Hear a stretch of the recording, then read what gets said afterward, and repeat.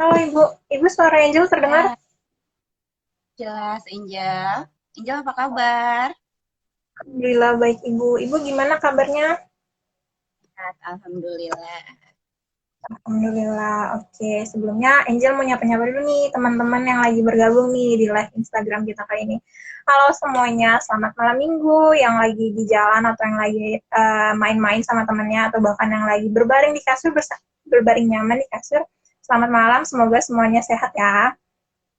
Oke, halo Psikomed, selamat malam. Salam psikologi, saling merangkul untuk loyalitas tanpa batas. Oke, di malam minggu kita hari ini, BEM Psikologi punya program terbaru nih, yaitu live on Instagram bersama dengan BMS Psikologi. Terus juga di sini kita akan membahas seputar topik-topik yang informatif dan juga seru bersama dengan uh, narasumber kita nih yang sudah hadir hari ini, yang cantik banget pastinya, yaitu Ibu Frida Medina. Halo Ibu Frida. Hai Angel, halo semua. Oke, boleh nih Bu, Ibu memperkenalkan diri dulu nih Bu, dirinya. Oke, terima kasih Angel. Assalamualaikum warahmatullahi wabarakatuh. Selamat malam semuanya. Perkenalkan, saya Dr. Frida Medina, Magister Psikologi Psikolog. Saya berprofesi sebagai psikolog dan juga dosen tetap di Fakultas Psikologi Universitas Persada Indonesia YAI sejak tahun 2010 hingga saat ini. Sebelumnya saya ucapkan terima kasih sebesar-besarnya buat teman-teman yang sudah sempatkan diri untuk join di live Instagram kita. Semoga bisa membawa manfaat. Amin. Oke guys, itu dia nih narasumber kita pada malam hari ini. Oh iya, Angel lupa. Sebelumnya Angel mau memperkenalkan diri dulu juga. Di sini aku sebagai moderator, aku Angelika Apriliani, yaitu koordinator BMS Psikologi periode 2021. Nah, topik kita malam hari ini nih seru banget nih guys, yaitu should we use dating apps? Nah, itu dari judulnya aja tuh udah seru banget nih guys. Dimana kita bakal ngebahas terkait tentang aplikasi dating, di mana yang kita tahu nih ya Bu, teknologi sekarang tuh lagi udah maju banget, bahkan dipakai dari usia muda sampai dengan tua gitu. Semuanya juga udah tahu cara pemakaiannya. Nah, kondisi ini juga nih yang membawa inovasi bagi mereka yang membuat aplikasi, yaitu dating apps ini. Seperti yang teman-teman tahu nih, contohnya kayak Tantan, Tinder, bahkan Telegram juga digunakan untuk salah satu alternatif aplikasi yang dipakai untuk mencari pasangan nih. Nah, kita mau tahu nih Bu, terkait aplikasi dating ini, gimana sih pandangan psikologi atau perspektif dari psikologi terkait orang-orang yang menggunakan aplikasi dating ini, dan juga apakah orang-orang yang menggunakan aplikasi dating ini hanya ingin mencari teman atau memang berkeinginan untuk mendapatkan seorang pasangan. Oke, dari Ibu, boleh aku silahkan untuk menjelaskan? Oke, ini kita bahas secara umum dulu ya. Kenapa sih orang ingin membentuk suatu relasi atau hubungan dengan orang lain? Jadi, kita dalam melakukan relasi atau hubungan dengan orang lain, baik itu di dunia nyata atau di dunia maya, itu kita berperan sebagai makhluk sosial yang digerakkan oleh motif sosiogenis. Apa aja sih motifnya itu? Antara lain yang pertama motif ingin tahu. Jadi kalau ada orang menggunakan aplikasi dating untuk karena didasari motif ingin tahu, itu biasanya dia karena penasaran aja, teman-temannya pada pakai, terus ya udah deh aku juga mau coba-coba gitu. Nah, terus yang kedua itu motif kompetensi. Nah, sorry, motif kompetisi. Nah, karena kompetisi itu dia nggak mau kalah gitu temennya, pakai aku juga dong, aku nggak mau kalah kayak gitu. Nah, terus yang ketiga nih motif cinta. Ini buat para bucin-bucin, budak-budak cinta. Nah, kalau yang motif cinta ini benar-benar murni dia ingin punya relasi romantis dengan orang lain.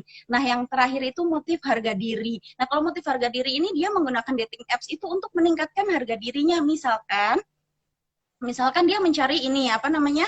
Pasangan yang bisa meningkatkan harga dirinya, yang high quality, mungkin yang mapan atau yang berseragam dan sebagainya. Begitu ya, Angel? Oke gitu. Wah, gitu nih guys. Ternyata pandangan psikologi terkait orang-orang yang menggunakan dating apps ini. Ternyata gitu. Nah, buat kalian nih yang lagi mau menggunakan atau bahkan sedang menggunakan dating apps, ini ternyata gitu nih pandangannya. Nah, kita juga mau tahu nih Bu, terkait kan yang menggunakan dating apps ini rata-rata adalah mereka yang masuk ke tahap dewasa awal, di mana sedang membaranya nih Bu, untuk membina suatu hubungan. Nah, apakah dari penggunaan dating apps ini ada efek psikologi berkelanjutan? Oke. Sebelumnya saya membahas dulu ya kalau dari perspektif psikologi itu kenapa sih individu tertarik memulai hubungan melalui jejaring sosial. Kalau tadi kan saya bahas kenapa individu tertarik untuk melakukan suatu relasi dengan orang lain. Nah, spesialnya ini kita karena pakai dating. Alasannya apa sih? Karena sejak dari kecil itu manusia punya kebutuhan untuk intimasi. Kita lekat dengan caregiver kita yaitu ibu. Nah, semakin besar kita semakin usia besar di sekolah kita dapat teman sebaya. Nah, ketika udah usia dewasa awal kita butuh intimasi untuk mencari pasangan gitu loh. Nah, terus akhirnya mau cari jodoh bisa di dunia nyata, bisa di dunia maya. Terus tapi kenapa orang lagi ngambil dating apps? Karena apa? Karena alasannya dating apps itu menawarkan kemudahan, lebih mudah. Kenapa saya bilang mudah? Karena dengan cuman klik-klik aja, swipe-swipe aja bisa dapat pilihan-pilihan pasangan yang sesuai dengan kriteria kita. Walaupun memang beresiko ya, ada resiko yang mengintai nih, mengancam. Bisa aja kan itu tidak sesuai dengan yang ditampilkan, fotonya foto orang, identitasnya bukan identitas dia gitu. Tapi kenapa sih orang tetap mau pakai dating apps gitu? Ya karena pikir dia gini, saya kenalan di dunia nyata, dia juga bisa bohongin saya. Tapi udah gitu repot, susah, butuh effort lebih. Sedangkan kalau pakai dating apps di dunia maya, ya udah sama-sama ada resiko ketipu, ya udahlah it's okay, saya pakai yang lebih mudah aja gitu. Terus selain mudah, kita juga takut akan penolakan.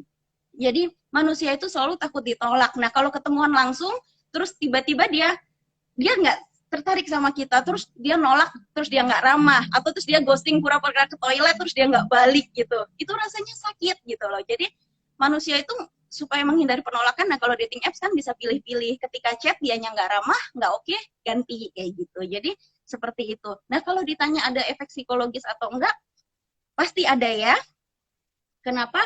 Karena walaupun dibilang mudah, tapi lama-lama individu juga bisa merasa lelah gitu loh. Capek kan, pilih lagi, scroll, swipe lagi, lama-lama capek, kok nggak cocok-cocok, akhirnya kesel sendiri gitu. Dampak psikologisnya itu, terus karena nggak cocok-cocok, ngerasa mungkin ditolak-tolak, nggak sesuai, akhirnya ada kecemasan. Dia mulai cemas, insecure, apakah aku nggak good enough ya? Apakah aku nggak bagus-bagus amat? Aku kurang apa? Padahal foto aku udah yang bagus loh. Identitas yang aku tampilkan sudah baik loh. Kayak gitu loh. Jadinya akhirnya nanti timbul kecanduan. Gimana cara mereduksi kecemasan saya, kerasa tidak nyamanan saya ini gimana sih? Caranya ya udah akhirnya dia gitu, dia edit foto lebih cantik lagi, lebih ganteng lagi, mungkin identitasnya jadi terpaksa dia bohong, dia bikin lebih keren lagi, pekerjaannya dibikin pura-pura mapan lagi, akhirnya seperti itu terus, kecanduan balik lagi, circle-nya kayak gitu terus, lama-lama membawa pada kecemasan dan parahnya lagi mungkin bisa depresi. Seperti itu, Angel. Oke, oh kira-kira berarti dampak psikologinya cukup berat juga ternyata ya Bu, bahkan sampai bisa depresi. Dan juga ternyata dari penggunaan aplikasi dating ini juga ternyata ada kasus nih Bu, di mana uh, orang yang menggunakan dating apps ini mengalami tindak asusila saat bertemu untuk janjian bertemu dengan orang yang menggunakan dating apps juga. Nah ini menurut Ibu gimana kira-kira dari pandangan Ibu terkait kasus ini? Oke, kalau untuk yang itu gini, saya mau kasih ini Angel minta tips-tips aja supaya aman tidak kena predator atau gimana? Boleh dari Ibu memberikan kita tips agar kita aman menggunakan aplikasi ini. Nggak kena predator semacam itu ya. Jadi gini aja, sebelum kita download aplikasinya dulu nih dari awal banget sebelum memulai dating apps, kita harus mikir tujuan jangka panjang kita. Tujuan kita apa sih sebenarnya? Oh, kalau saya mau cari jodoh dunia akhirat misalnya gitu. Saya mau cari jodoh jangka panjang saya. Oke, berarti kita cari aplikasi yang kredibel, yang mumpuni, yang bisa mengakomodir tujuan kita itu gitu loh. Nanti setelah itu kita cari-cari tuh aplikasinya apa. Mungkin kalau perlu bisa cari aplikasi yang berbayar. Jadi ngurang-ngurangin predator, manusia-manusia kardus itu yang penipu-penipu yang nggak modal itu bisa, walaupun nggak bisa dihilangkan banget, bisa di screening lah ya, dikurang-kurangin. Nah setelah dapat tujuannya, terus kita bikin kriterianya nih. Kriterianya apa aja sih? calon pasangan yang saya inginkan. Nah, bikin kriterianya juga jangan abstrak, jangan baik budi, tidak sombong, ramah gitu. Jangan yang kayak gitu, tapi yang ini apa namanya? Konkret. Yang konkretnya seperti apa? Kita langsung bikin nih, oh kalau dalam menyapa saya, dia sopan, dia menggunakan bahasa yang lengkap, tidak alay, nggak kebanyakan huruf X X X, atau nyapanya nggak P P P P, banyak kan yang nyapa pakai huruf P itu nggak tahu bahasa apa itu ya. Jadi yang kayak gitu, atau tidak membahas konten seksual saat menyapa saya pertama kali. Halo cewek seksi, halo kamu seksi sekali, yang kayak gitu-gitu udah dicoret aja, dibuang. Pokoknya setelah bikin kriteria konkret, kita skala prioritas tuh kita tunjukin, kita urutin. Setelah skala prioritas, baru deh tunjukkan jadi diri kita sendiri. Kita tidak perlu jadi orang lain supaya bisa menarik pasangan, tapi jadi versi terbaik dari diri kita. Itu kalau sebelum download. Nah, kalau setelah download, mau sekalian Angel? Boleh, Bu. Dari Ibu, silakan. Ya, jadi kalau setelah udah di-download nih, terus udah ngobrol-ngobrol, udah ada inceran nih, terus dia ngajak ketemuan gitu ya. Nah, sebelum dia ketemuan itu, yang pertama itu Anda harus turunkan ekspektasi terhadap fisik dia. Jangan ketinggian, karena zaman sekarang zaman apa? Zaman kamera jahat, say. Jadi kan nanti di fotonya cakep, pas ketemu agak-agak gimana gitu ya, agak mencurigakan, ya udah dimaafin aja gitu loh. Ya, terus kemudian setelah itu lakukan background checking.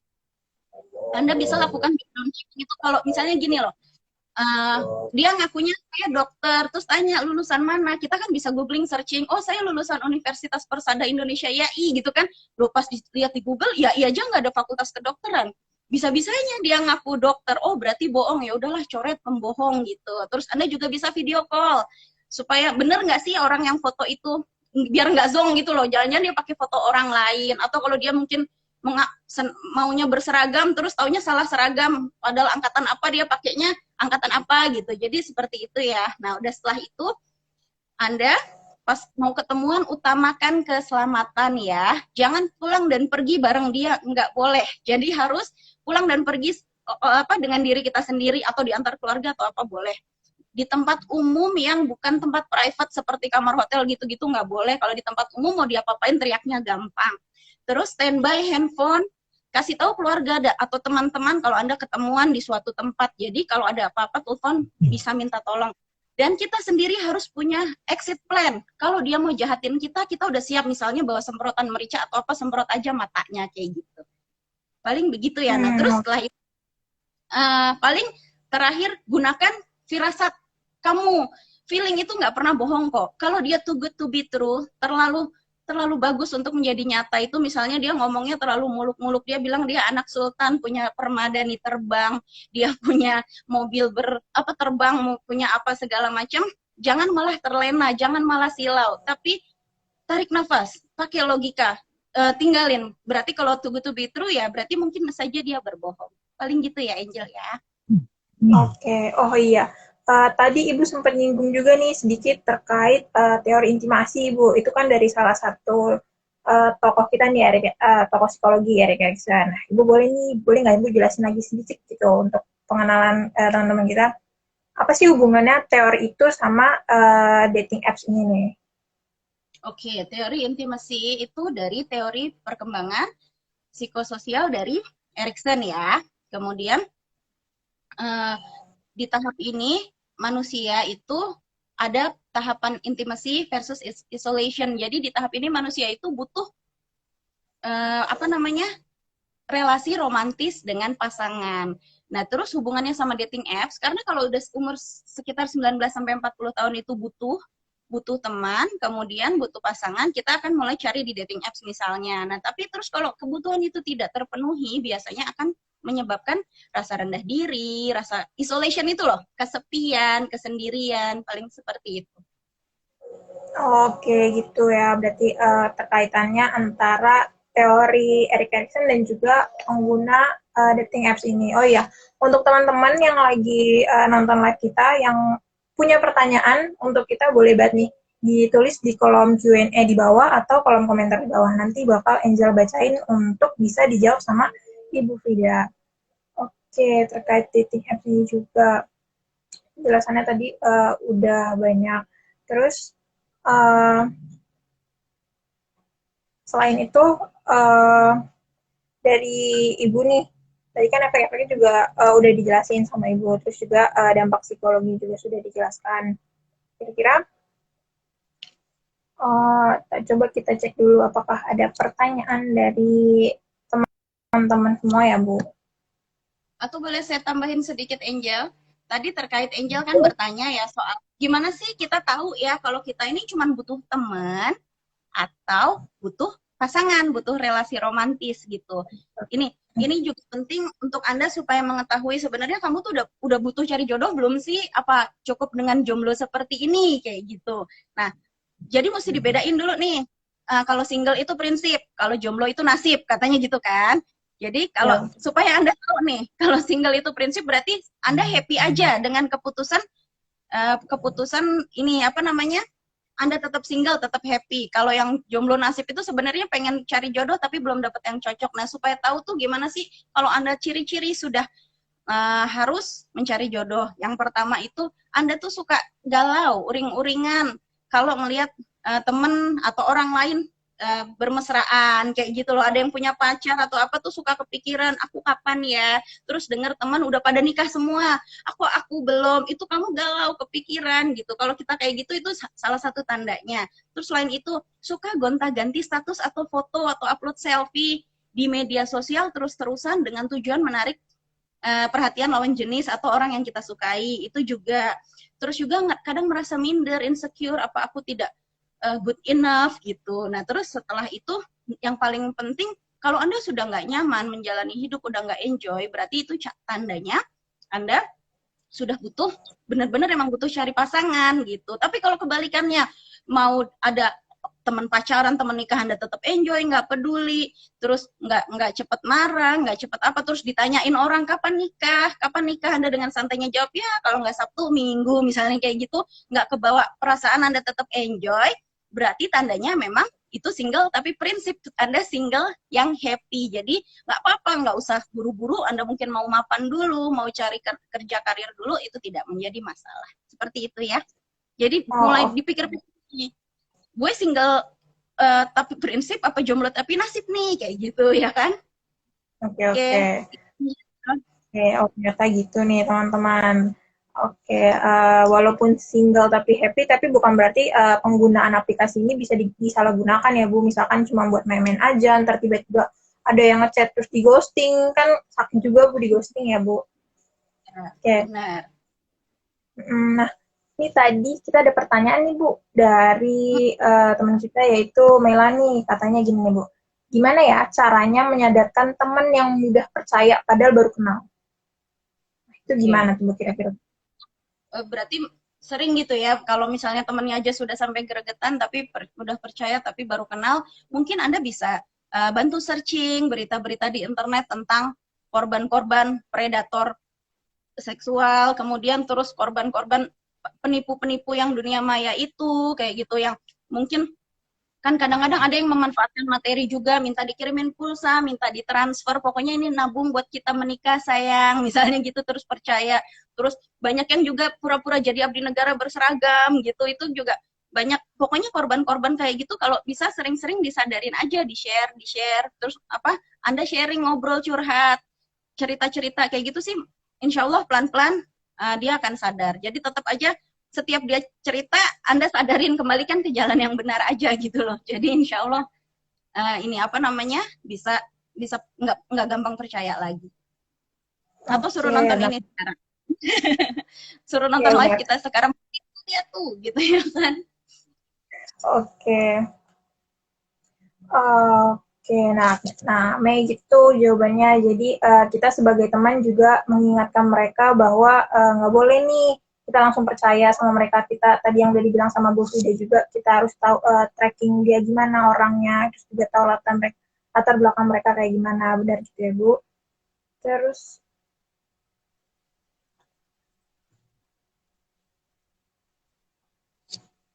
juga ada nih pertanyaan lagi Bu dari Fadia, di mana apakah kita mesti percaya 100% mencari pasangan dari dating apps? Oh, jawabannya tentu tidak. Di dunia nyata saja tidak boleh percaya 100%, apalagi di dating apps. Dunia maya itu gelap, ya kan? Hati-hati banget. Kayak seperti hutan rimba, dunia nyata aja juga iya ya. Jadi jangan, kita mungkin maksudnya jujur menampilkan versi terbaik dari diri kita. Kita tidak mau jadi orang lain gitu. Tapi banyak di sana yang banyak yang kepura-puraan, banyak yang palsu dan sebagainya. Jadi sama sekali tidak saya sarankan untuk percaya 100%. Jadi memang harus malah sedikit aja percayanya, kan nggak harus langsung cari jodoh terus langsung nikah ya. Kalau cuma buat nambah-nambah teman kenalan mungkin it's okay gitu, tapi tetap harus hati-hati ya, yang kayak tadi saya bilang, kalau mau ketemuan harus yang tadi step-step yang tadi saya bilang gitu ya. Jadi tidak ya, tidak boleh 100%. 100% itu percaya sama Allah aja ya. Iya, Oke. betul. Percaya 100% sama Allah. Jadi walaupun real ataupun dating app, kita nggak boleh banget, nggak boleh percaya dulu nih 100% sama orang yang baru kita kenal. Tentunya harus Ya. ada pengenalan terlebih dahulu ya, Bu. Apalagi tujuannya adalah untuk mencari pasangan nih. Pasangan kan nggak cuma dalam jangka pendek, tapi juga dalam jangka panjang menemani kita hari-hari kita. Gitu. Oke, kira-kira ada pertanyaan lagi nggak nih dari teman-teman terkait dating apps kita kali ini nih, tentang topik kita kali ini. Ini banyak mahasiswa-mahasiswa saya yang sudah lulus juga. Ini Dalam Bu, banyak nih, otomatis. Bu. Ibu Amin kayaknya ya, jadi sudah lama. ya. Amin. Padahal saya tugasnya banyak loh kalau ngasih. Oh ya. Ibu emang jadi dosen favorit sih, enak banget kalau lagi ngajar. Ini dosen favorit kita nih, guys. Angel belum pernah kelas saya ya? Aku udah pernah, Bu, di semester 2 kalau nggak salah. Semester 2 apa semester 3 gitu, Bu. Psikologi Saya umum. sorry, ingat karena sudah banyak sekali ya. Wah, iya sih. Udah banyak banget pasti yang udah Ibu ajar. Oke, ada lagi nih, Bu, ternyata pertanyaannya. Katanya, apakah baik mencari pasangan sesuai teori psikologi, Bu? Apakah baik mencari pasangan sesuai teori psikologi? Teori psikologi yang mana nih? Ya, intinya mungkin gini ya, kalau jadi anak psikologi itu mungkin mikirnya lebih lebih jauh daripada yang non psikologi, jadi mikir ada apa gitu ya, baik atau tidak ya, Anda kan punya dasar teori, boleh-boleh saja diterapkan, tetapi memang tidak 100% harus ideal ya, karena kan nggak ada yang ideal ya manusia di dunia ini. Nanti gara-gara cari seperti teori yang ideal, akhirnya jadi perfeksionis, terus sebenarnya ada jodoh yang baik buat kita gitu, terus nggak mau, nggak sesuai sama teori si A si B, jadi nggak mau. Jadi boleh atau tidak, boleh-boleh saja, tetapi ya kembali lagi disesuaikan ya, kita yang tadi saya bilang, kita kan punya feeling, punya intuisi, kalau memang dia orang yang baik, ada kekurangannya sedikit yang masih bisa kita tolerir, oke lah. Saya juga seorang ibu dari anak 3, bayangin, 1 balita, 2 sekolah online semua. Saya tahu teori psikologi banyak, tetapi saya juga terkadang jadi ibu biasa yang juga bisa berteriak gitu ya, tapi ya nggak apa-apa gitu, that's life gitu, nggak ada masalah. Iya. Jadinya ya paling at least kita bisa mengerti teorinya, jadi nggak boleh membentak anak terlalu keras, mungkin tidak boleh main fisik dan sebagainya, tapi ya kadang-kadang menjeritnya juga nggak di depan anak ya, mungkin ke kamar mandi dulu, gitu ya misalnya, terus keluar, ayo kita belajar lagi gitu ya kan, boleh-boleh aja gitu. Oh. Oke gitu ya. Tadi Ayo kan dia. ada nih, ada lagi nih Bu, ternyata pertanyaan. Tadi kan Ibu bilang kita harus tahu nih orang yang sedang berkomunikasi dengan kita memang baik beneran atau tulus nih. Tapi kan ada juga ternyata sebagian orang memang cara interaksinya adalah baik ke semua orang gitu loh. Dia sopan. Nah, ada pertanyaan yang terhubung dengan itu, gimana sih Bu agar orang lain itu tidak salah paham dengan kebaikan yang kita berikan gitu. Oh, oke. Jadi kita ini di posisi yang kita ramah terhadap semua orang gitu ya? Atau Kenapa gimana, Ibu? Angel? Posisi kita Iya. sebagai orang, kita jadi orang yang ramah atau yang menerima keramahan? Kita jadi orang yang memberi keramahan gitu. Terus gimana caranya orang lain tuh nggak salah paham sama kebaikan yang kita kasih gitu.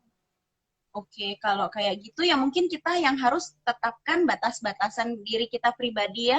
Kalau memang karakternya udah ramah seperti itu, yang penting nggak melewati norma-norma ya, kayak misalnya tidak berlebihan dalam chatting, tidak mungkin tidak memakai emoji-emoji hati dan sebagainya, tidak berlenje-lenje, bergelendotan dengan lawan jenis kayak gitu.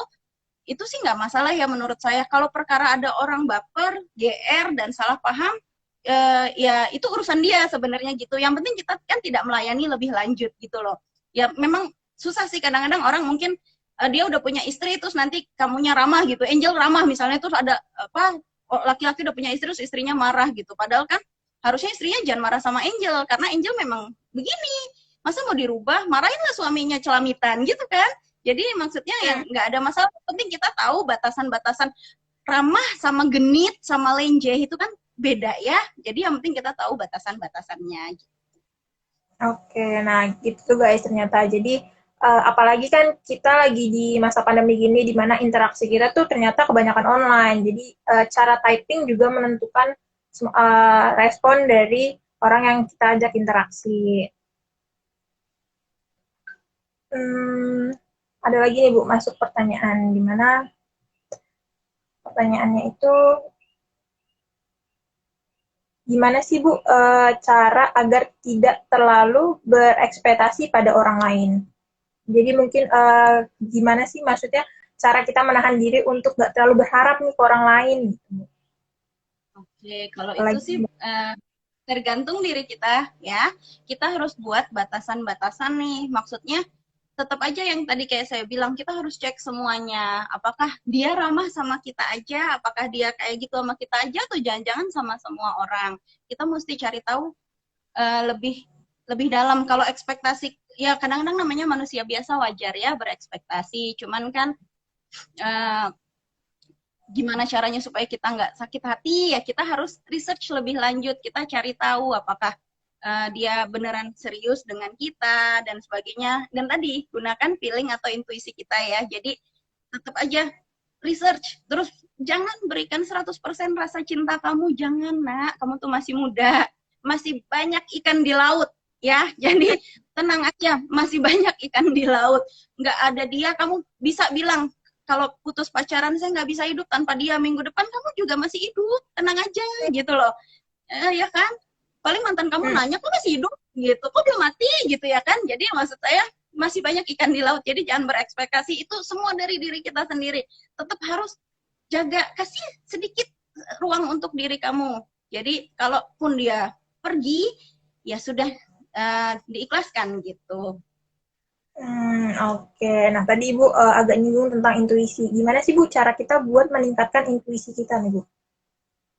Intuisi itu gimana ya? Kan setiap orang itu punya feeling gitu ya. Kan kelihatan ya sebenarnya dari tindak tanduk, dari pasti bisa deh kayak misalnya ya itu tadi yang saya bilang, feelingnya nggak enak nih kayak ngomongnya berlebihan yang gitu, terlalu too good to be true, bilang aku dokter lulusan luar negeri, papaku pengusaha minyak, aku kemana-mana naik karpet terbang misalnya gitu, yang kayak gitu tuh kan masa iya sih gitu loh. Jadinya ya kalau bener sih nggak apa-apa, tetapi kadang-kadang kalau yang ngomongnya too much itu malah tong kosong nyaring bunyinya gitu loh. Jadi untuk melatih intuisi kita ya itu, lower your expectation, rendahkan ekspektasi kamu, anggap aja yang terburuk gitu malahan. Ya syukur-syukur dia sebaik itu, alhamdulillah ya kan.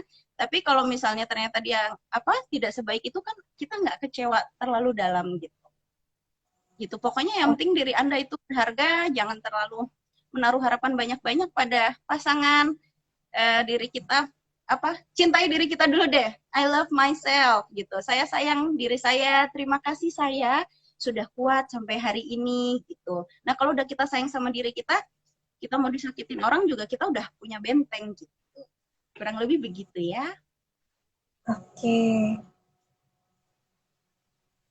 Nah itu jawaban dari Ibu Frida nih guys terkait pertanyaan-pertanyaan yang tadi kalian ajukan. Semoga dari teman-teman semua tercerahkan nih di mana dating apps ini digunakan memang untuk mencari pasangan, tapi juga kita harus bertanggung jawab oleh keamanan diri kita sendiri ya Bu pastinya. Oke, ada lagi nih Bu pertanyaan yang masuk. Ternyata antusias teman-teman kita banyak banget nih Bu, banyak banget pertanyaan yang masuk. Oke, ternyata Angel coba scroll ke atas dulu ya Bu. Oke, silakan.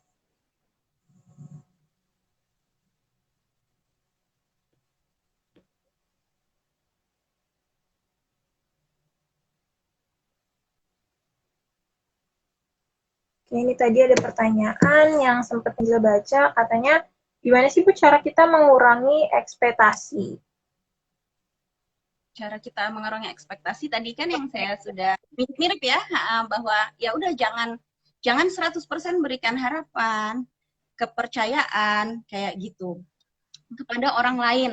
Jadi kita tetap sisakan buat diri kita sendiri. Jadi intinya realistis deh, maksudnya zaman sekarang nggak usah terlalu yang saya bilang tadi, masih banyak ikan di laut. Jadi memang benar-benar jangan 100%, nggak boleh gitu. Oke. Main itu. Nah, ternyata iya, jadi nggak boleh banget nih percaya sama orang lain, terus juga berekspektasi pada orang lain, karena belum tentu orang yang kita ajak interaksi tulus memberikan kasih sayangnya sama kita, ya Bu, gitu, kurang lebih. Terus Sebelum ternyata, rasa sayang semakin besar, di rem dulu. Kalau udah kebablasan mundurnya susah kan. Kalau udah maju terus mundurnya PR.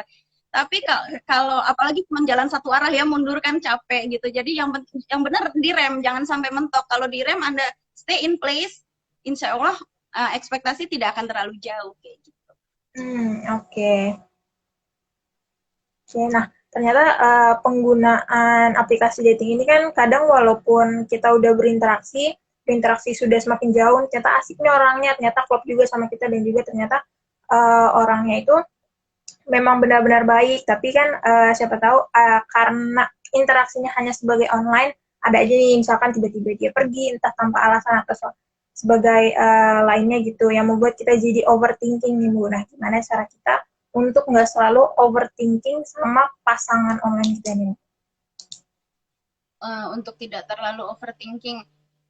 Ini masih pasangan online nih ya? Pasangan Ya, nyata atau pasangan online? Masih pasangan di dating apps? masih di dating apps pastinya. Kalau masih di dating apps berarti ya itu tadi, supaya nggak overthinking, kita lebih baik research dulu ya kan, research tentang dia yang tadi, backgroundnya, apakah dia benar-benar seperti yang dia bicarakan, di clearkan dulu semua, yang pasti nomor satu, dia punya istri apa enggak, dia punya suami apa enggak, itu dulu. Nah setelah itu terus baru dipastikan backgroundnya dia nggak berbohong, orangnya orang yang sama apa bukan sama yang di foto gitu, apakah dia apa bukan, kan kamu bisa video call dulu. Terus kemudian ya supaya nggak overthinking ya memang harus lower our expectation, lagi-lagi kita yang harus jangan berharap.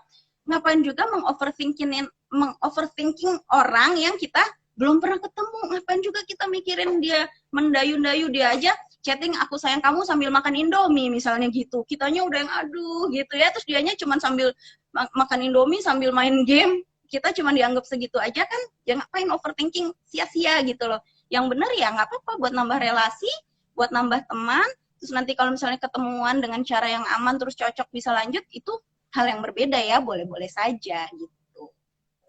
Oke, gitu. Tadi kita udah ngobrol seputar istilahnya sisi-sisi buruk nih atau pencegahan kita gimana caranya untuk tidak menimbulkan sesuatu efek yang negatif. Nah, kalau menurut Ibu dari dating apps ini sendiri membawa efek positif nggak sih Bu untuk para penggunanya? Segala sesuatunya itu nggak mungkin negatif semua ya. Walaupun sedikit itu pasti ada positifnya. Ya. Untuk dating apps, kalau ditanya ada positifnya apa enggak, ya ada, pasti ada. Banyak juga kok yang beneran dapat jodoh. Jodoh benar-benar sampai menikah, terus sampai langgeng dari dating apps, atau kalau zaman dulu mungkin dari chatting, dari telepon nyasar, dan sebagainya. Bisa-bisa aja mungkin udah seumuran orang tua kita, dan sebagainya, ada, bisa. Jadi segala sesuatunya bisa membawa dampak positif asal ya itu tadi kita tahu batas-batasnya, kita membuat batasan-batasan pribadi kita, bahwa kita kalau mau ketemuan tadi tips-tipsnya seperti apa, terus kita juga membuat batasan-batasan untuk kita sendiri, misalnya secara materi, hartaku ya hartaku, hartamu ya hartamu, selama belum ketemuan, belum jadi pasangan resmi, belum nikah lah, nggak usah mau disuruh transfer, kirimin pulsa dan sebagainya. Sama juga kita juga jangan morotin dia.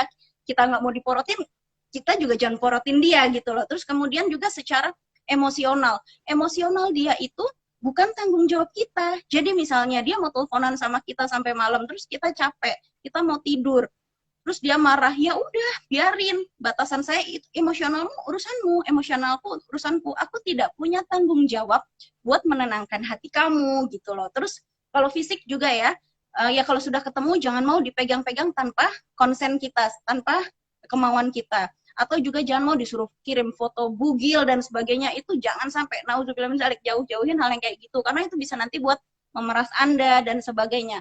Kemudian juga waktu dan tenaga. Waktu juga yang tadi saya bilang, Anda juga punya batasan waktu. Kalau dia suruh kita teleponan sampai malam, sekarang suka banyak ya, apa kayak teleponan 24 jam sama pacarnya terus bangga gitu. Kita harus punya batasan. Nggak mau, saya mau tidur, saya capek, tutup ya tutup. Kamu punya hak buat menolak. Terus kalau energi juga disuruh misalnya, disuruh jemput aku ya tiap hari gitu, dijadiin tukang ojek dan sebagainya, kamu juga berhak menolak. Nggak usah kayak gitu. Terus atau misalnya pas ketemuan diajak, ayo sayang kita cari keliling mall, cari topi yang aku mau, sampai malam, sampai mau tutup, kamu udah capek, kamu juga berhak menolak. Jadi buat batasan-batasan untuk diri kita, lindungi diri kita dulu, seperti itu. Oke, nah kira-kira gitu nih guys. Ternyata di balik dating apps ini pastinya menghadirkan sisi baik dan juga sisi buruknya juga Ibu. Jadi dari kita sendiri harus pintar-pintar menjaga diri. Oke. Nah, dari oke, iya sampai ada juga nih komen katanya kelamaan nelpon ntar kalau ditutup teleponnya marah atau enggak ntar ceweknya nelpon sampai 3 jam atau sampai semalaman ditutup ntar tiba-tiba dia langsung bangun. Ada nih Bu banyak banget nih kasus-kasus anak muda zaman sekarang nih yang kayak gitu kan. Anda berhak menolak, Anda punya batasan pribadi. Kalau kayak gitu berarti dia bukan orang yang baik. He or she is not the right one for you. Masih banyak ikan di laut yang saya bilang, masih banyak orang-orang yang bisa menghargai Anda. Anda itu berharga, jangan mau kayak gituin. Mama papa Anda itu apa membiayai kamu, membesarkan kamu dari kecil, terus cuma digitu-gituin sama pacar. Oh, anak saya kalau kayak gitu nggak boleh, nggak pakai. Enggak sih, tapi mudah-mudahan saya jangan jadi mertua galak, jangan ya. Jadi intinya jadi intinya kayak gitu ya. Intinya kita ini berharga. Hargai diri kita. Kita berhak menolak. Biarin marah. Cari pacar lagi. Gak usah susah. Ya kan? Kayak gitu. Benar. Nah, di kolom komentar ada nih Bu yang ngomong kalimat toksik nih. Jadi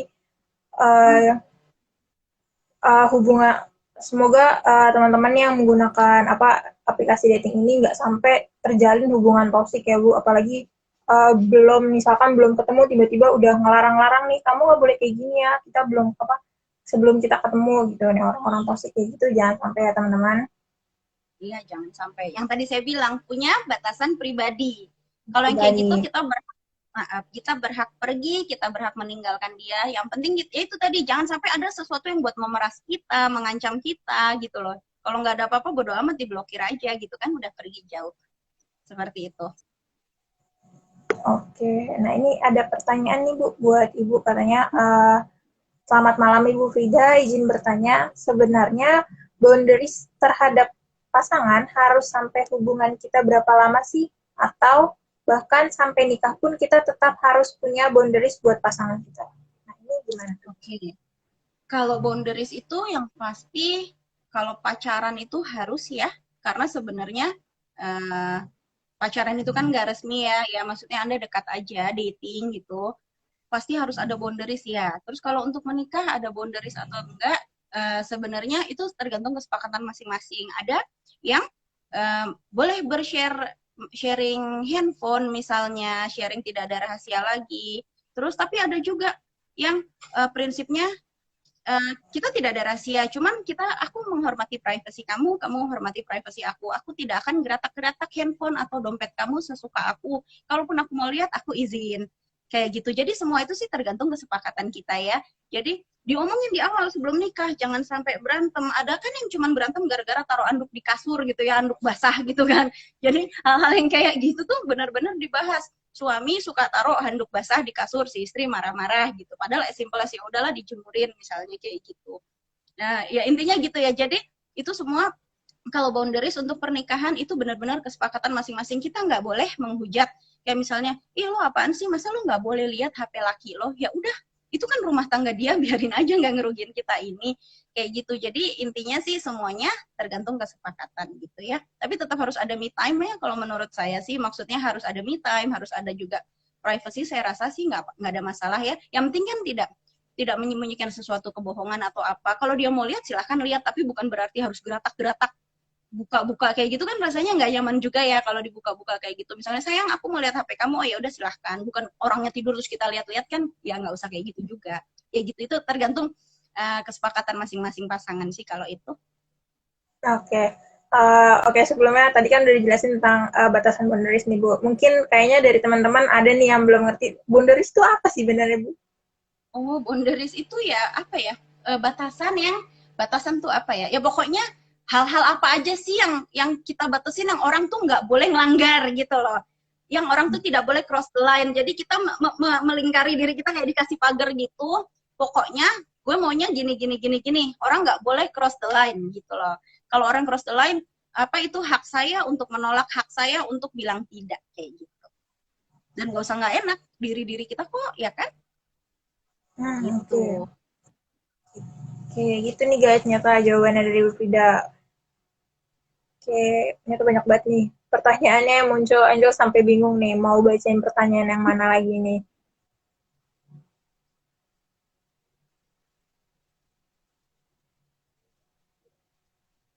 Oke, wah ini udah omongannya udah sampai ke yang menikah-menikah nih Bun ya. Oke, boleh. Oke, mungkin ini ada lagi dari Gita_TS. Bu, apakah TikTok perlu dilakukan terhadap pasangan saat masih pacaran atau pas sudah menikah, Bu? Mohon pencerahannya. Jadi mungkin kan banyak nih Bu, karena mungkin udah lama pacaran atau udah lama kenalan di media sosial, akhirnya Ya, let it flow aja nih, kita ngomongin tentang TikTok, masalah apa kita ceritain. Nah, itu sebenarnya boleh apa tidak, Bu? uh, kalau udah kalau udah Tidak. pacaran lama nikah di talk gitu ya.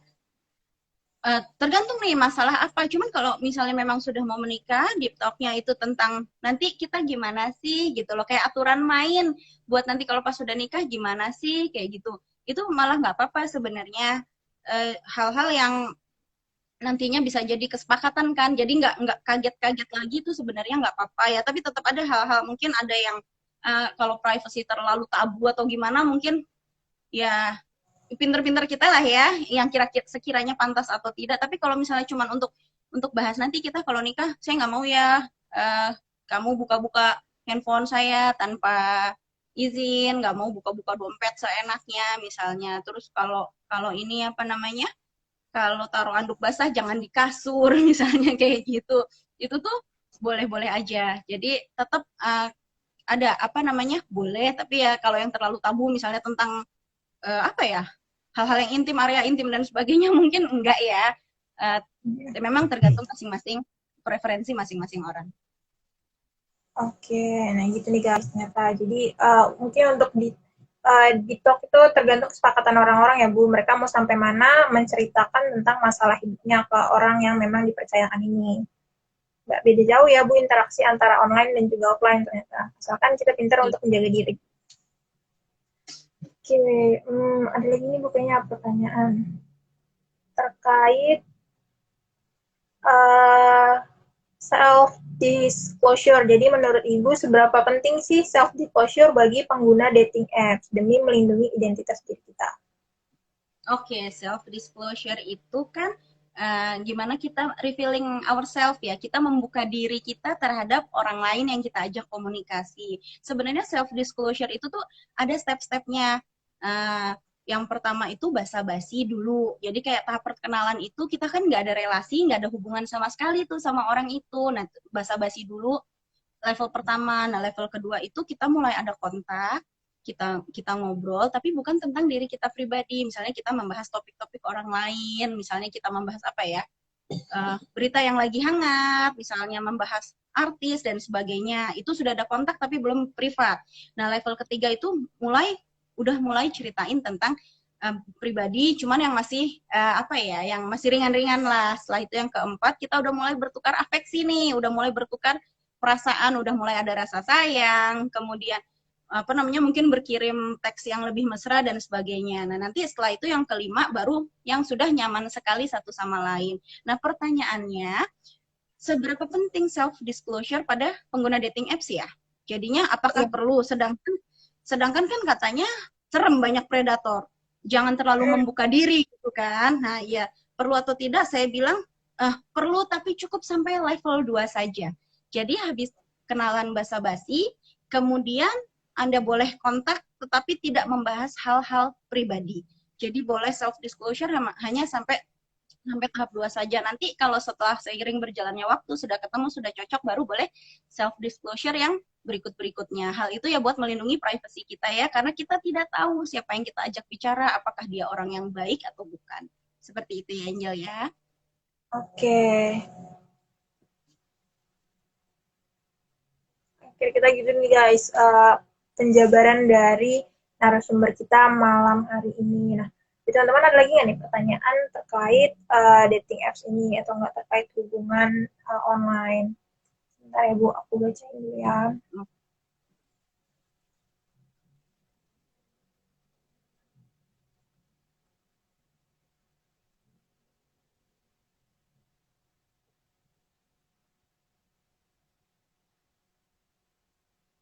Oh, ternyata ada pertanyaan terkait gini, Bu. Misalkan kita memang berniat atau serius nih terkait mencari pasangan di dating apps ini, tapi karena ada rasa insecure itu, kita tanya-tanya nih ke teman, kira-kira kalau pakai aplikasi ini gimana ya, atau kira-kira orang ini boleh nggak ya, tapi ternyata teman kita kurang suportif atau bahkan ngeledekin kita nih. Nah, menurut Ibu gimana nih? Kurang suportifnya itu ngeledekin ya, jadi maksudnya bukan membawa kita ke jalan yang benar ya, maksudnya gitu kan? Kalau misalnya dia nasehatin karena kita terlalu terpercaya, udah bucin, kita transfer uang terus dia ngasih tahu, itu bukan kurang suportif ya, itu justru support, itu justru bagus. Tapi kalau kurang suportif, belum sudah menghina, belum sudah ngeledekin ya, kalau menurut saya sih lakukan yang menurut kamu nyaman aja. Jadi kalau kamu nyaman sama orangnya, feeling kamu oke, saya rasa nggak ada masalah ya, nggak usah, ya udah nggak, sementara mungkin keep dulu aja dari temennya, nggak usah dipikirin kata-kata temennya, nggak apa-apa, dijalanin dulu. Tapi ya tadi ya, dengan tips-tipsnya, notes-nya, catatannya banyak banget. Bukan berarti kata Bu Frida boleh tuh pakai dating apps, udah dikatain temen, dilarang temen, saya tetap maju, nggak kayak gitu ya cara mainnya ya. Tetap sama tadi banyak boundaries, banyak batasan-batasan dan catatan-catatan yang harus diingat gitu. Karena ya memang tidak menutup kemungkinan siapa tahu memang benar bertemu jodoh, karena juga banyak yang ya nggak banyak lah, ada lah gitu yang dari dunia maya gitu, ada gitu ya Angel ya. Oke, nah ternyata gitu nih guys jawabannya. Ini juga, ada yang bertanya tapi katanya out of topic banget nih Bu. Apa boleh saya bacakan Bu? Ini terkait kayaknya usia pernikahan ini. Ya, terkait Jadi pertanyaannya gini, Bu izin bertanya, tapi out of topic. Sebenarnya menurut psikologi, menikah itu yang pas di usia berapa sih, dan kematangan biologis dan psikis dan sebagainya, baik dari pihak cowok ataupun perempuan. Nah, itu penjelasannya gimana tuh? Oke, Karena kan kalau yang tadi ya sesuai dengan teori. Halo Angel. Halo Ibu mohon maaf sinyalnya.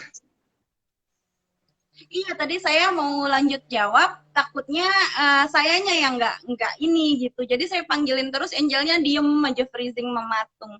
Terpesona kayaknya ya dari lihat saya. Ya udah, sorry ya teman-teman. Jadi pada lift semua tuh, tinggal dikit tuh. Ayo balik lagi. Nanti ada door prize.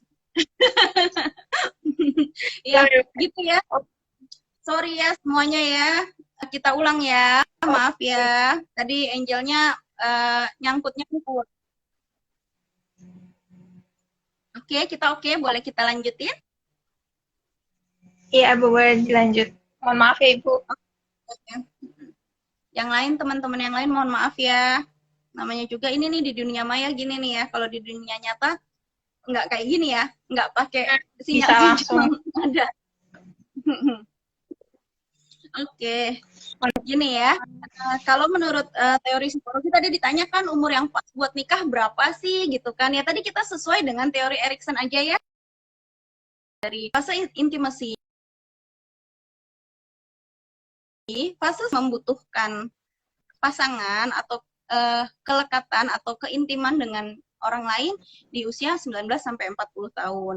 Jadi di usia segitu memang sudah mulai butuh untuk mencari pasangan. Tapi kalau idealnya berapa tidak bisa dijadikan patokan ya, karena memang apa namanya memang masing-masing orang kan kesiapan lain-lain ya. Nanti di teori sekian, tapi ternyata kan ada juga yang belum mapan, daripada dipaksain ini nih menurut teori psikologi 19 tahun udah boleh nikah, ayo kita nikah, tapi nanti anaknya dikasih makan apa gitu ya, dikasih makan batu kah, dikasih makan apa kan nggak bisa, atau dikasih makan janji manis kan nggak boleh ya. Jadinya intinya tergantung kesiapan masing-masing individu gitu.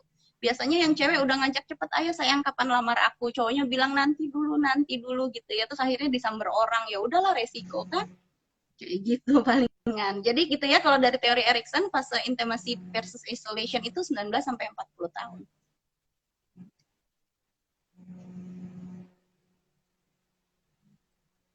Oke, nah gitu sih guys, nyata penjelasan dari dosen kita. Oke, Ibu mohon maaf, Angel mau bertanya dari video Angel apa jelas? Jelas. Oke, mohon maaf ya Ibu dan teman-teman untuk sinyalnya, ada gangguan sinyal.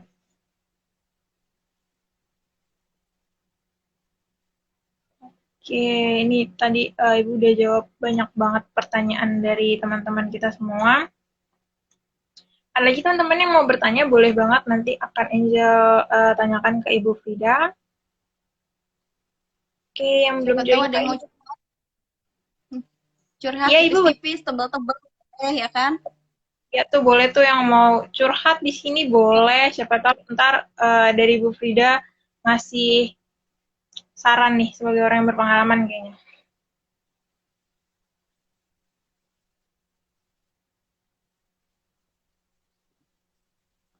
Oke.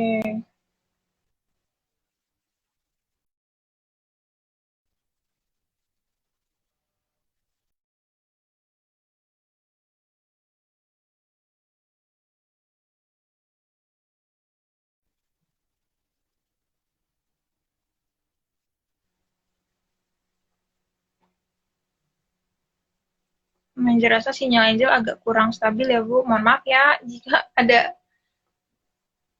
kesalahan di ini. Cuacanya mungkin ya, atau kenapa Angel? Iya di sini kebetulan lagi mendung nih, jadi agak sedikit.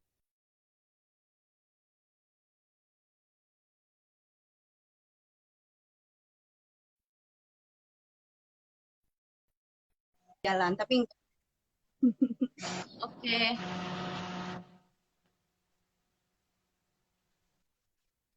Oke, bagaimana Ibu?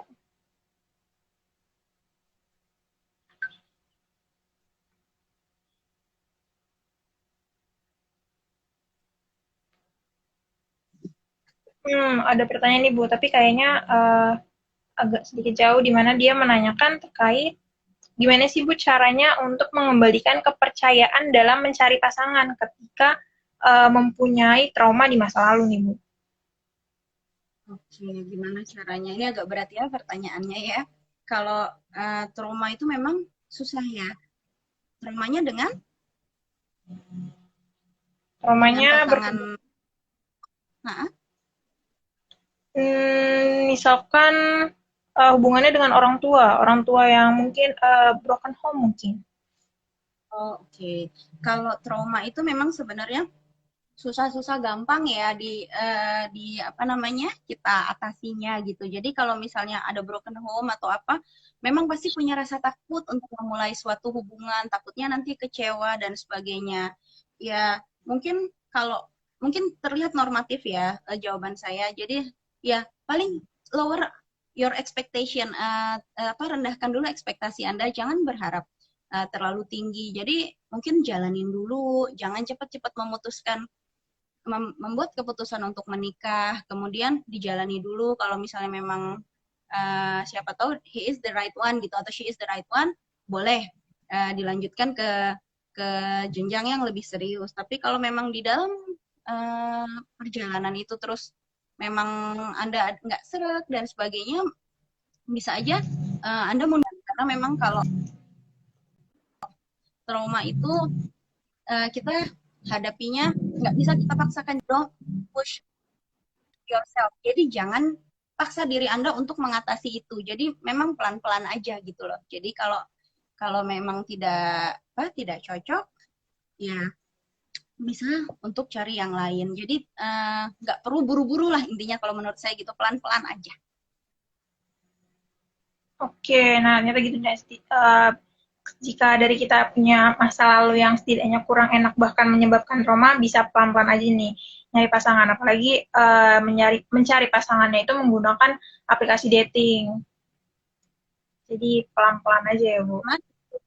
Di luar sana ada kok orang yang baik gitu. Tidak semua jadi broken home. Banyak anak broken home yang dapat pasangan yang baik, yang bisa bantu dia mengatasi traumanya, yang bisa menggantikan misalnya broken home, ayahnya pergi dan sebagainya, dapat suami yang baik, yang mengayomi, yang bisa menyayangi dia banyak. Jadi tenang saja, nanti akan ada pelangi setelah badai. Oke. Tadi kan kita sempat ngebahas tentang caranya biar kita nggak kena ghosting nih Bu. Nah, tapi gimana caranya kita, kan ada saatnya kita nggak ngerasa nyaman sama orang yang ternyata kita ajak interaksi. Jadi kita malah berniat, kayaknya ngejauh nih, ntar tiba-tiba malah kita nih Bu yang ngeghosting. Nah, menurut pendapat Ibu nih, gimana caranya biar kita tidak melakukan hal itu? Oke, jadi ini nggak nyamannya masih ditarap habis pakai dating apps, kemudian kopi darat, ketemuan gitu, atau gimana? Masih di dating apps kayaknya Bu, pendekatannya. Jadi masih komunikasi, terus tiba-tiba akhirnya ngeklop sih. Oke, kalau kayak gitu ya, kan kita nggak mau di ghosting nih, kita juga jangan ghosting, tapi kita juga punya hak. Sekali lagi, kita berhak untuk kalau kita nggak cocok ya kita tinggalin. Caranya gimana ya? Terpaksanya ya memang jangan menghilang, hadapi. Yang laki harus gentleman, yang cewek juga harus berani. Sorry ya gitu, misalnya kita nggak bisa chatting lagi atau gimana. Banyak orang yang takut kan lebih baik menghilang, tapi kan kalau yang di ghosting itu kasihan ya. Nunggu-nunggu yang kayak saya bilang tadi, dia nungguin chatnya sambil galau, sambil sedih, yang sananya makan Indomie santai-santai gitu kan. Jadi maksud saya tetap kalau mau diakhiri ya diakhiri baik-baik. Kalau misalnya masih bisa menjadi teman, ya alangkah baiknya bisa menambah relasi ya kan, nambah teman. Tapi kalau takut sananya baper terus jadi rese, ya sudah di-cut saja. Nggak apa-apa habis itu menghilang, tapi mungkin at least ada say goodbye-nya lah ya. Ada etikanya, memanusiakan manusia, seperti itu. Oke, ternyata nah gitu nih guys. Jadi pertanyaan tadi yang masuk kita udah banyak banget. Bu Frida juga banyak banget ngejelasin kita, informasinya sudah sangat bermanfaat banget ya bagi kita semua. Nah, dari Ibu nih, terakhir pesan apa yang bisa Ibu kasih ke kita nih? Sekiranya mungkin teman-teman ada yang lagi menggunakan aplikasi dating atau ada yang habis nonton ini jadi berniat nih buat make aplikasi dating nih. Nah, pesan dari Ibu boleh nih apa nih? Oke, pesan dari saya, sesuai tema kita, should we use dating apps? Jawaban saya, untuk menggunakan dating apps, silahkan saja, boleh saja digunakan dengan catatan, hal tersebut tidak membawa permasalahan di hidup kita. Kalau dengan pakai dating apps kita malah jadi merasa lelah, sedih, cemas, bahkan depresi, atau malah jadi terancam, jadi korban calon pasangan kita, lebih baik stop gunakan dating apps. Pesan saya buat Anda-Anda yang masih single di sana, buat yang single tapi pengen dapet jodoh, percayalah, badai pasti berlalu, jodoh pasti bertemu. Buat yang single-single tapi happy, buat yang mau stay single, silahkan lakukan jika itu membuat Anda bahagia. Tidak perlu dengerin orang-orang yang nyinyir, yang tanya, kemana gandengannya, mana gandengannya? Jawab aja gini, mohon maaf ya, Buat apa gue ngiri sama truk yang gandengan? Kalau Ferrari aja tetap keren sendirian gitu ya. Terima kasih ya. Mantap banget nih dari Ibu nih. Tadi nih closing statement dari Ibunya nih, buat apa iri sama truk gandeng kalau Ferrari sendiri aja tuh udah keren ya nggak Bu? Nah, Oke. iya. Jadi lakukan yang Anda inginkan. Mau cari jodoh silahkan. Ingat step-stepnya, ingat batasan-batasannya. Mau tetap single silahkan. Semua yang penting kamu happy, bahagia, just do it. Oke. Nah, kira-kira itu nih guys, informasi dari dosen kita atau narasumber kita pada malam hari ini. Keren banget ya guys dosen kita kali ini. Jadi, terkait topik kita kali ini, di mana membina suatu hubungan adalah nggak apa-apa dan juga memang kita membutuhkan suatu hubungan, tapi kenyamanan dan juga kebahagiaan diri sendiri adalah tanggung jawab dari diri kita masing-masing, gitu bukan ya Bu? Oke, dari aku, Ibu terima kasih banyak untuk waktunya dan juga ilmunya sangat-sangat bermanfaat buat kita semua. Salam Ibu buat orang-orang di rumah, semoga sehat dan juga selalu bahagia. Amin. Terima kasih Angel, terima kasih BEM Fakultas Psikologi UPI, terima kasih juga teman-teman yang sudah temenin kita live Instagram malam ini. Maaf kalau tadi ada sedikit gangguan koneksi, semoga tidak menjadi masalah ya, semoga berkenan. Terima kasih. Terima kasih Ibu. Oke, terima kasih juga untuk teman-teman. Terima kasih juga untuk teman-teman yang udah nonton live Instagram kita. Maaf banget karena tadi ada gangguan sinyalnya. Karena ini pertama kali bagi kita, semoga walaupun ini pertama, ini juga jadi informasi yang bermanfaat banget buat kita, di mana kita harus memang berhati-hati dalam membina suatu hubungan. Makasih juga buat Ibu Frida atas kehadirannya, sangat-sangat bermanfaat bagi kita semua. Dari Angel cukup sekian. Terima kasih untuk waktu dan juga ilmunya. Dan juga dari teman-teman, kalau punya masukan ataupun saran, boleh banget kirim ke DM Instagram BEM atau boleh komentar nanti saat live Instagram ini kita upload di IGTV. Sebelumnya terakhir Ibu boleh kita dokumentasi sebentar? Oke. Sinyal sebentar ya Ibu. 1, 2.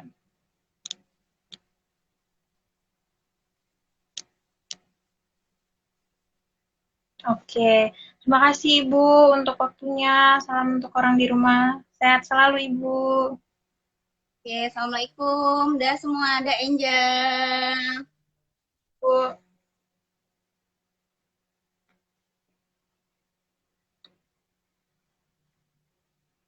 Oke, untuk teman-teman juga makasih banget untuk waktunya. Terima kasih.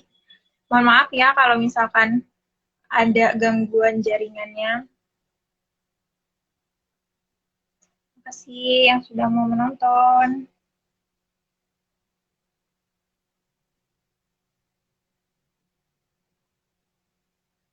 Dari Angel cukup sekian.